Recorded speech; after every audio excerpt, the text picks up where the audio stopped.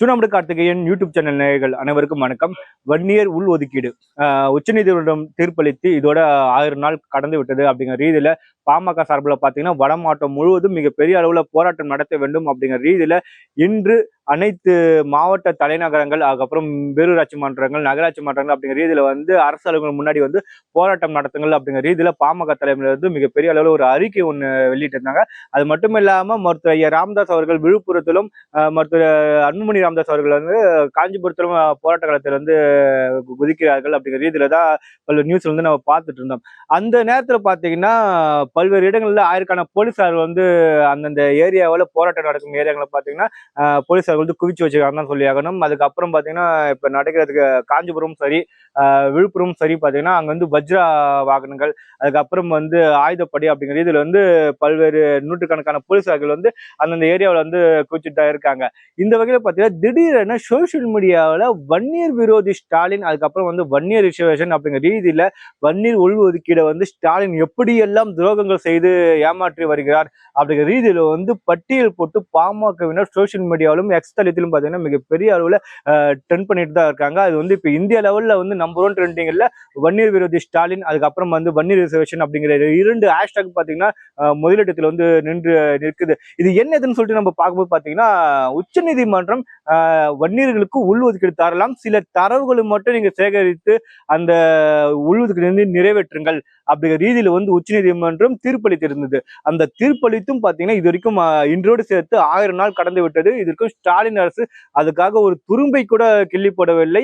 வன்னியர் இடஒதுக்கீடுக்காக ஒரு ஆணையம் ஒன்று அமைச்சிருந்தாங்க. அந்த ஆணையம் அமைத்து 6 மாதங்கள்ல ஃபர்ஸ்ட் 6 மாதம் டைம் கொடுத்திருந்தாங்க. அதுக்கப்புறம் ஒரு 3 மாதம் டைம் கொடுத்திருந்தாங்க. அதுக்கப்புறம் ஒரு 6 மாதம் டைம் கொடுத்திருந்தாங்க.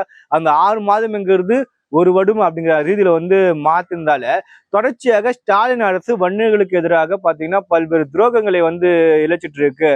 அது மட்டும் இல்ல அந்த ஆணையம் அப்படிங்கிற பேர்ல கண் துடைப்பு நாடகத்தை தான் ஸ்டாலின் அரசு செய்து கொண்டு இருக்கிறது அப்படிங்கிற ரீதியில பட்டியல் போட்டு பாமகவினர் என்று ஸ்டாலின் அரசுக்கு எதிராக திமுக அரசுக்கு எதிராக பார்த்தீங்கன்னா மிகப்பெரிய அளவில் சோசியல் மீடியாவில் ட்ரெண்ட் பண்ணிட்டு இருக்காங்க. அந்த ட்ரெண்ட்லாம் பார்க்கும்போது பார்த்தீங்கன்னா ஒரு நியாயமான கருத்தை தான் பார்க்கப்படுகிறது. ஏன்னு பார்த்தீங்கன்னா வன்னியர்கள் 1987 இடஒதுக்கீடு போராட்டத்தில் பார்த்தீங்கன்னா 21 உயிர்களை தியாகம் செய்துதான் எம்பிசி அப்படிங்கிற ரீதியில இடஒதுக்கீடு வழங்கப்பட்டது. அது வன்னியர்கள் மட்டும் இல்லாம 115 சாதிகளும் உள்ள சேர்த்துட்டாங்க.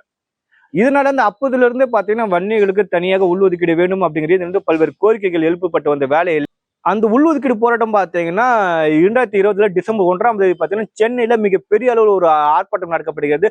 சென்னைக்கு வர வேண்டிய வேகங்கள் எல்லாமே முடக்கப்படுகிறது வன்னியர் சங்கத்தால. அதன் பின் பார்த்தீங்கன்னா அதிமுக அரசானது சட்டமன்றத்துல நாளைக்கு எலெக்ஷன் தேதி அறிவிக்கிறாங்கன்னா இன்னைக்கு சட்டமன்றத்துல ஒரு இது அவசர சட்டம் அப்படிங்கிற இதுல வன்னியர் எடுக்கிற 10.5% நிறைவேற்றி தராங்க. அந்த சட்டத்தை எடுத்து பல்வேறு வழக்குகள் கோர்ட்ல போட்டாங்க.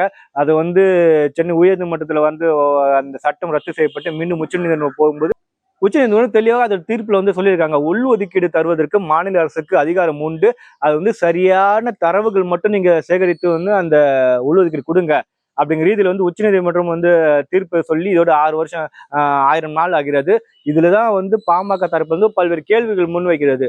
அந்த தரவுகள் அப்படிங்கிற ரீதியில் நீங்க எடுக்கும்போது பாத்தீங்கன்னா மேக்சிமம் 3 நாள்ல நீங்க தரவு எடுத்துடலாம்.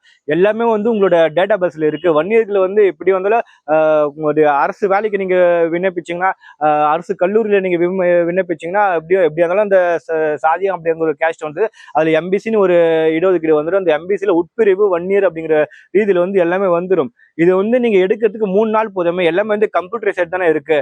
இது நீங்க தருவதற்கு ஏன் இப்படி அழுவுறீங்க?